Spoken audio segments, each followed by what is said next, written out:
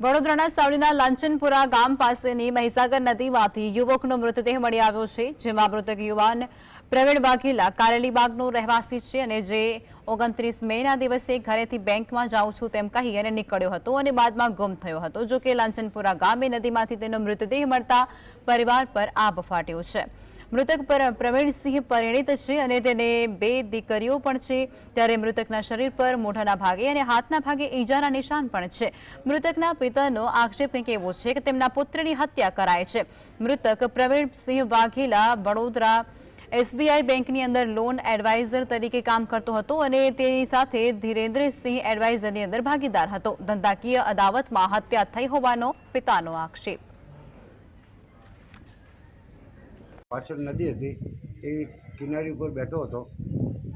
એની જોડે એને ફૂલ દારૂ પીવડાવ્યો, કોઈએ કે શું ખવડાવ્યું એ મને ખબર નથી। પછી એને ધક્કો માર્યું, યા પછી કોઈ માણસ ભાગી ગયા। આ એકલો આવે એવું નથી, એને હાથ ફ્રેક્ચર છે, હાથ અહીંથી ફ્રેક્ચર છે, બાઇક એને ચાલે નહીં એટલી દૂર।